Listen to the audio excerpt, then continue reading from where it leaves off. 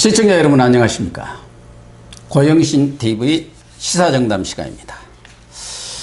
문재인 대통령의 복심 최측근 인사로 꼽히는 양정철 전 청와대 비서관이 2년여 동안의 정치 낭인 생활을 끝내고 더불어민주당 싱크탱크인 민주연구원장직을 맡아서 정치권에 복귀를 했습니다. 그런가 하면은 남미를 순방 중인 이낙연 국무총리는 본인은 정부 여당의 일원으로서 총선에서 합당한 일이 있으면 하겠다 이렇게 밝히면서 이 총리의 총선 차출설, 총선 역할론이 급부상하고 있습니다. 이런 가운데 유시민 노무현재단 이사장과 한국당 나경원 원내대표는 최근 정치 집회에서 부적절한 막말성 발언을 해서 곤혹을 치르고 있습니다. 내년 총선을 겨냥해서 서서히 기지개를 켜고 있는 전국의 움직임, 이진곤 교수님과 함께 알아보도록 하겠습니다. 이 교수님, 뭐 양정철 비서관은 뭐 잘 아시지 않습니까? 삼철의 한 명으로 이렇게 널리 알려져 있고, 그러니까 전해철, 이호철 씨 등 그 삼철이라고 해서 실세로 널리 뭐 인식이 돼 있고, 또 양비다, 문재인 대통령의 복심이다, 최측근이다 이렇게 알려진 인물인데, 지난 대선 때는 문재인 캠프의 그런 그 광흥창 팀을 맡아서 팀장을 역할을 했고, 또 대선 캠프의 부실장으로서 대선 기획 전략을 어떻게 보면 총괄했다. 그런 분인데, 대선 이후에는 문 대통령한테 부담을 주기 싫다 해서 뭐 해외로 떠들어면서 이렇게 정치와 거리를 두었는데, 이번에 다시 정치권으로 복귀를 했습니다. 근데 오늘 민주연구원장직에 취임을 하면서 첫 일성이 최근에 여러 가지 갑갑한 정치 상황을 보면서 정권 교체의 완성은 총선 승리로 이루어진다. 총선 승리가 절실함을 느낀다. 이런 얘기를 했어요. 어떤 뜻이라고 보세요? 총선은 그러니까 이 정권 들어서서 총선 치러본 바가 없지 않습니까? 그렇죠. 이제 이번에 처음이죠. 대선에서는 이겼는데 총선에서는 이제 과연 뭐 문재인 대통령 스스로 늘 이야기하듯이 이 촛불혁명으로 이제 된 대통령이고 이제 성립된 정부인데, 과연 국민들이 이 촛불 정부를 이 또 촛불의 정신을 과연 우리 이 총선에서도 구현시켜 줄 것인지, 그런 그 박봉환 이제 추인해 줄 것인지, 이게 이제 되면 확실하게 뭐냐면 정권은 교체된 거다. 이걸 이제 국민들한테 말할 수 있거든요. 그래서 이제 그런 건데, 양 원장이 아마 노무현 대통령 때부터, 그때부터 이제 아주 그 최측근으로서 실세가 됐었는데, 또 이 양반이 이제 굉장히 또 한성격합니다. 그렇잖아요. 그렇죠. 그래서 국회에서도 국회 야당 의원들이 막 공격하고 하니까 그 자리에서 같이 싸웠고, 또 유진용 문화부 장관이었습니까? 그 양반은 백제 달라는 거죠. 이렇게까지 여러 가지 일화가 많죠. 이랬던 이제 양반이 지금 이 총선을 앞두고 바로 그 총선을 어쩌면 총선의 그 핵심 역할을 할 연구원장으로 왔으니까 민주당의 의원들도 상당히 지금 좀 긴장되지 않을까 이런 생각이 듭니다. 그렇습니다. 그래서 뭐 양 원장이 이제 원장이라고 불러야겠죠. 그렇죠. 양 원장이 정치 상황이 답답하다 하는 것은 지금 여당이 다수당이 되지 못하고 여소야대 정국으로 인해서 자기들의 생각했던 구상대로 잘 흘러가지 않는 그런 정치 상황에 대한 하나의 소회를 밝힌 것이고, 이런 점은 과거 조국 민정수석도 여러 가지에 그냥 개입을 하지 않았습니까? 오지랖이 넓어가지고. 그래서 그때도 지금 국회는 과거에 총선이 치러졌기 때문에 촛불 민심이 반영되지 않은 국회다 해갖고 또 좀 논란을 빚었었는데, 아마 이런 것을 염두에 둔 것 아닌가 하는 생각은 들거든요. 양 원장이 이제 지금 좀 답답하다고 말한 것 중에 또 하나는 이런 것도 있을 거예요. 뭐냐면 뭐 여소야대기는 하지만 어떠냐면 사실 우군이 있으니까 뭐 위성정당이라고 합니까 있으니까 전체 진영 대 진영으로 보면 여전히 뭐 그 점에 있어서는 의석이 부족하다고 할 수는 없지만 다만 최근에 민심 동향이 이거 자꾸 정권 쪽에서 떠나는 거 아니냐. 이런 것 때문에 아마 많이 의식한 것 같아요. 핵심, 그러니까 양정철 원장도 핵심 멤버 중에 한 사람이니까 이런 사람들이 볼 때는 약간의 위기의식 같은 거 좀 있는 것 같아요. 두 번째로 좀 얘기하는 것은 최근에 뭐 양정철 원장이 취임을 하면서 말하자면은 내년 총선 공천에서 저승사자 역할을 하는 거 아니냐. 그런 우리들이 당내에 팽배한 건 사실 아닙니까? 더군다나 특히 비주류들은 많은 걱정들을 하고 있는 게 또 사실이고 그래서 그런지 뭐 친문 중심으로 이렇게 공천을 하리라는 걱정은 기우에 불과하다. 친문 비문 한 팀이다. 그럼에도 불구하고 지금 정치권에서는 청와대 출신 한 40여 명이 밀고 들으려고 대기를 하고 있다.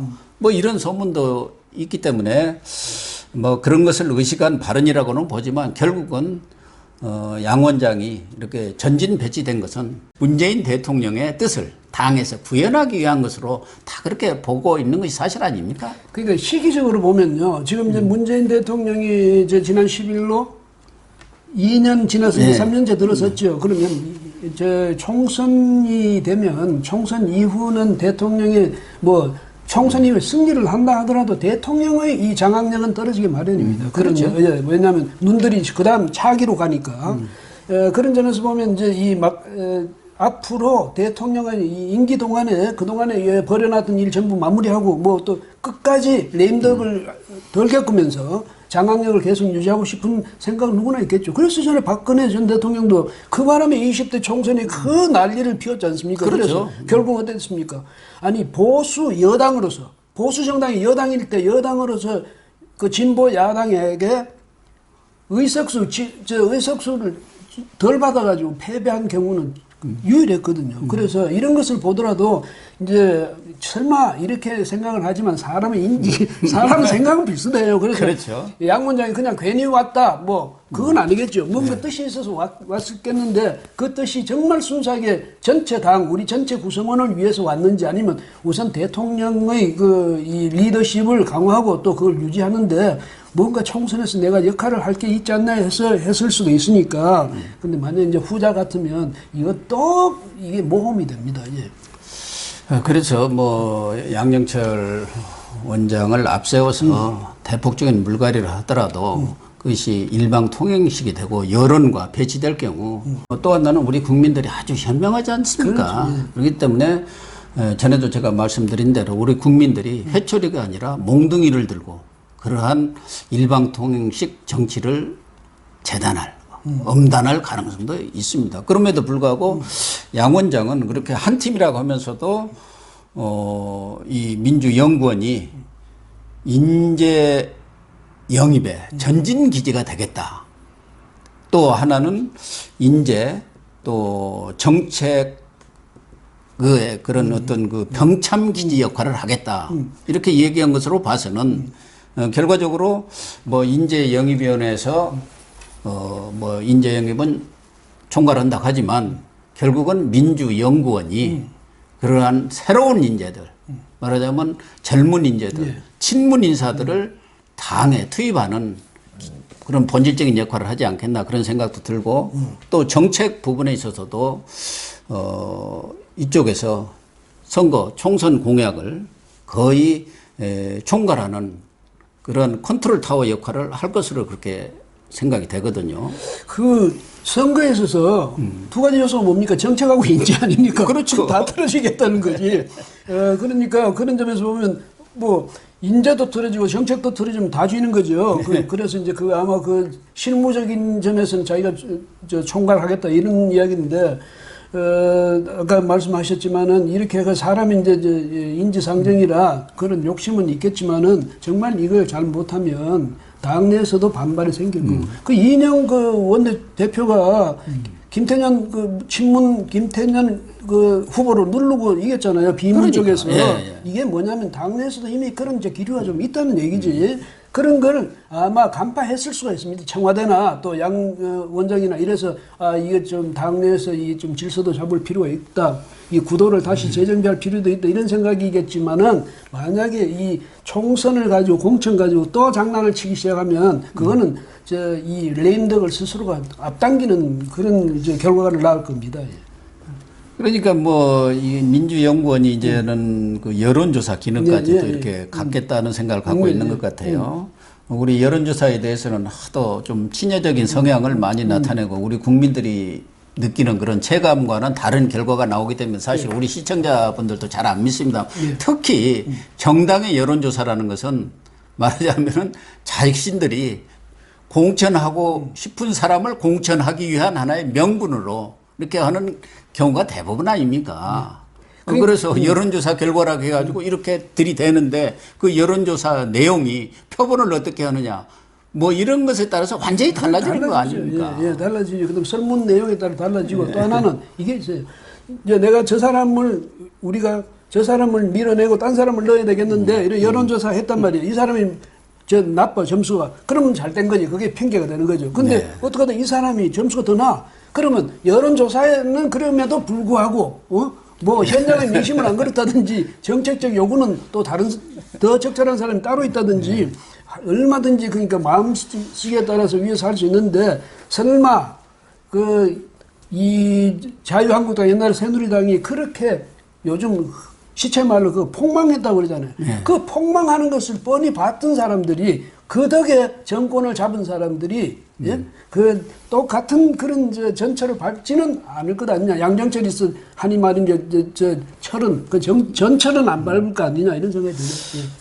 어쨌든 이제 민주연구원 부원장도 백원우 청와대 전 정무비서관이 뭐 만든다는 설도 있고 이런 것으로 보면은 민주연구원이 결과적으로는 문재인 대통령의 뜻을 당에서 실현하는 총선을 사실상 지휘하는 컨트롤타워 작전사령부 역할을 할 것은 틀림없는 것 같습니다. 제가 하나 거기 덧붙여서 말씀드리고 싶은 건 재밌는 게 자유한국당 여의도연구원에는 김세현 의원이 맡아 있어요. 삼선에 젊은 말하자면 당내에서도 엘리트죠. 그래서 이제 두 사람이 다 사실은 스타일이 완전히 달라요. 그래요? 다른데 다만 여의도연구원이나 이쪽에 민주연구원이나 총선의 역할은 또 비슷해요. 같이 그거 하기 때문에 그쪽에서 여론조사나 이런 거 하는데 이제 앞으로 두 사람 스타일이 어떻게 총선 전략에 나타나는지 그거 보는 것도 흥미진진한 것 같습니다. 또 하나는 그동안 뭐 이낙연 총리와 관련해서 총선 차출론 이런 얘기가 나왔을 때 이 총리가 나는 지금 국정에 전념해야지 그런 데는 아직 내가 지금 언급할 사안이 아니라고 이렇게 선을 그었는데 지금 남미를 순방중인 것 같아요. 그래서 수행기자단하고 간담회를 가지면서 앞서도 뭐 얘기한 대로 본인이 그런 정부 여당의 민주당의 그런 한 일원이기 때문에 총선에서 할 일이 있으면 적극적으로 하겠다. 이런 의사를 표명하고 나섰어요. 그러니까 총선에서 역할론을 스스로 지금 얘기를 한 거고 또 총선에 어떻게 보면 출마하겠다는 사실상 선언이라고 봐야 하거든요. 얼마 전에도 뭐 문재인 대통령이 KBS 특별대담을 하면서도 꼭 이낙연 총리를 찍어서 총리를 비롯해서 총선에 나가실 분들은 미리 이 얘기를 해달라. 이렇게 말하자면 언급을 했어요. 그런 걸 보면은 이낙연 총리가 내년 총선에서 어떤 것을 맡든 어떤 직책이라든가 역할을 맡든 총선에 기여를 해야 한다는 게 여권 내에서 뭔가 공감대가 형성된 것 아닌가 그런 생각이 들어요. 뭐 아까도 그 이야기가 나왔습니다만 그 사람들이 이 총선에서 승리해야 그때는 촛불 민심이 반영 안 된 거니까 그래야 이제 확실하게 촛불 혁명 이것이 이제 완성된다고 뭐 이야기했잖아요. 그런데 이 총리가 지난달 18일 그때는 뭐라고 했냐면 그때 총선 차출론 나오니까 네. 시기상조다. 그렇죠. 시기상조라고 얘기했는데 시간은 많다. 며칠이나 지나서 지금은 뭐 갑자기 적극적으로 나서겠다고 이런 의지를 거 표명하고 있지 않습니까? 그 안에서 그러니까 아마 청와대와 이 총리실 사이에서도 그 교감이 이루어진 것 같고 충분히 물밑 교감이 이루어졌기 때문에 그런 발언을 하죠. 이낙연 총리가 얼마나 신중한 분입니까? 그러니까 또 이게 있죠. 뭐냐면 돌다리도 두드리면서 건너는 게 아니라 안 건너시는 분이에요. 21대 총선이야말로 우리 문재인 정권의 명운이 달린 그런 선거거든. 네. 예? 만약 여기서 져버리면 이거 진짜 국민들한테 뭐라고 설명할 겁니까? 그 촛불 혁명이라더니 이게 촛불 혁명이냐 이래 될 거거든.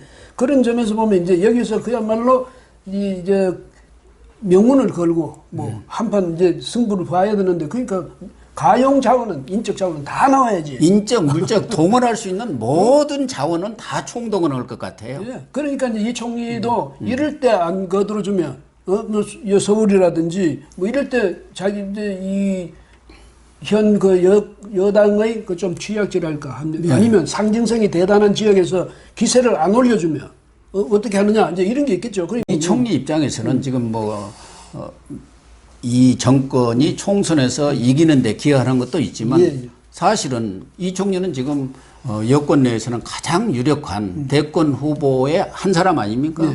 그래서 뭐 대권 후보 지지도라든가 호감도에서 1, 2위를 황교안 총리하고 엎치락뒤치락 하고 있는 그런 상황이기 때문에 내년 총선에 출마를 해서 또 당에 기여를 해서 자신의 세력을 당에 부식을 해야만이 앞으로 대권 후보 경선에서도 유리한 고지를 차지할 수 있는 거 아닙니까? 그러니까 총선이 대권으로 가는 하나의 징검다리 역할로 생각을 하고 가서 본인이 뛰고 또 그것을 바탕으로 이제 대권에 나가겠다는 어떻게 보면 자기 정치 선언이라고 봐야 하는 거 아닌가요? 예, 그러니까 저 총리는 뭐 2년 해서 이게 충분히 했는데 문제는 이제 그 전에는 당에서 이제 오래 있었으니까 뭐 그 연고는 있지만은 이제 떠나 있은 기간이 좀 길었거든요. 그래서 만약에 들어가서 당내 기반을 확고히 하지 못하면 당내 기반 없으면 안 됩니다. 그저 반기문 전 유엔 사무총장 보세요. 아무리 세계적으로 뭐 그렇게 이름난 분이지만 당 기반 없으니까 아무 소용이 없잖아요. 그런 마찬가지로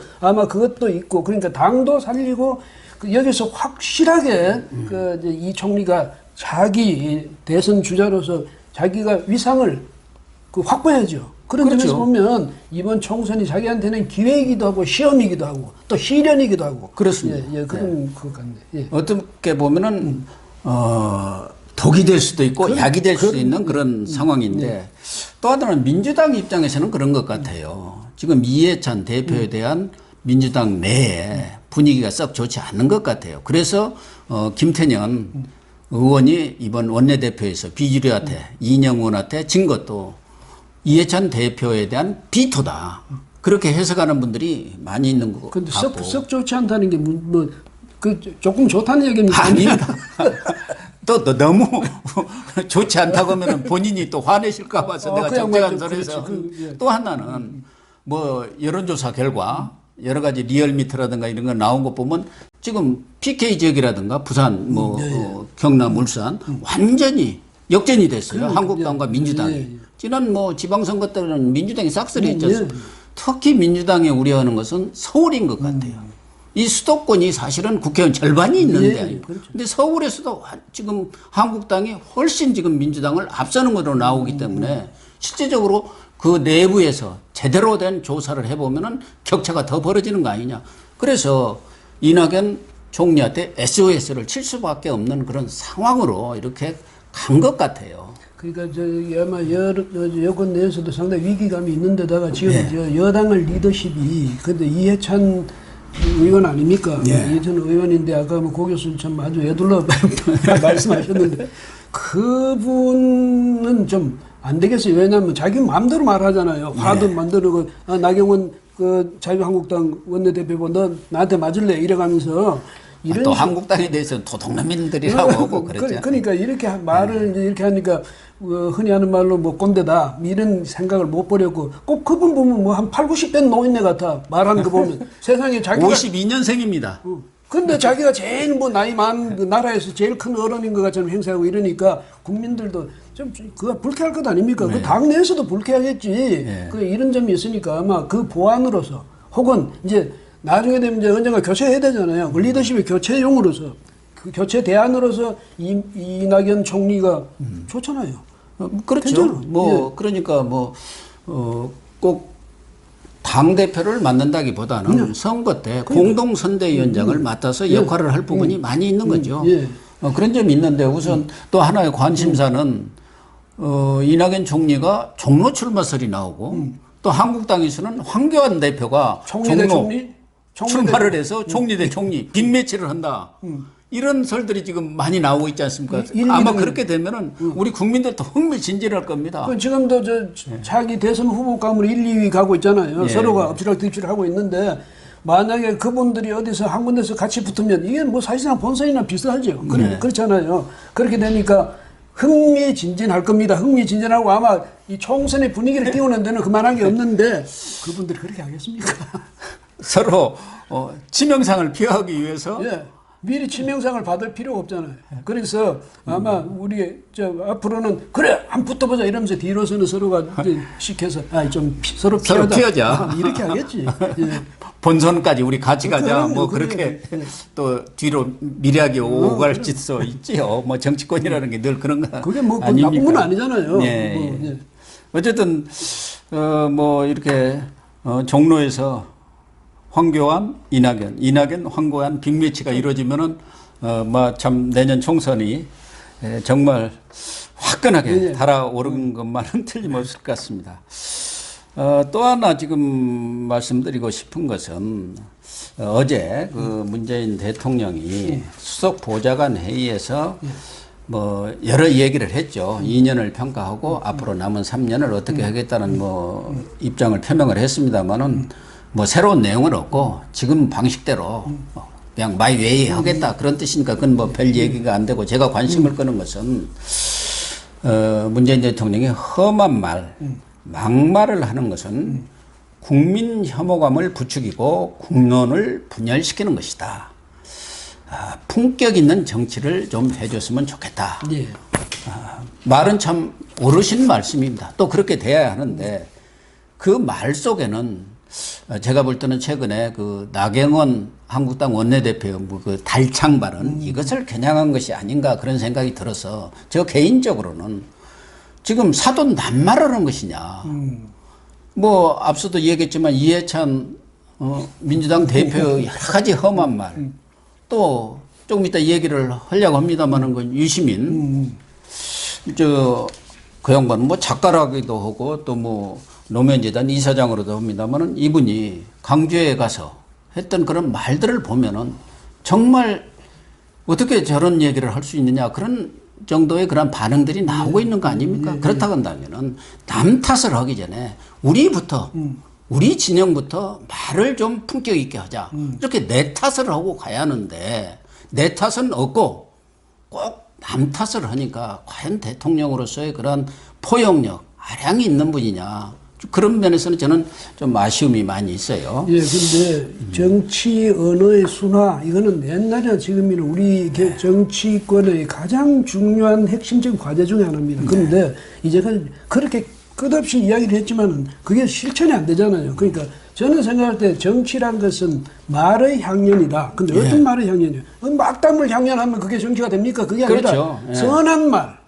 선한 말, 정직한 말의 향연이 돼야 된다고 생각하는데 그 대통령도 그 점을 걱정한 건 좋은데 지금 거기서 말씀처럼 사실은 이런 험구, 악구 이런 게 많이 가장 뚜렷하게 했던 분들이 사실은 지금은 여당이라기보다는 참 야당이라기보다는 과거에 야당이었다고. 왜냐하면 그때는 뭐 도전하고 공격하기 위해서 좀 심한 말을 했다 할 수 있지만은 그러나 지금 와서 하신 말씀처럼 뭐 사돈 낱말에서는 특히 노무현 그 대통령 심축이 광주 시민문화제에 참석해서 유시민 노무현재단 이사장이 한 발언 뭐 좀 들으셨죠?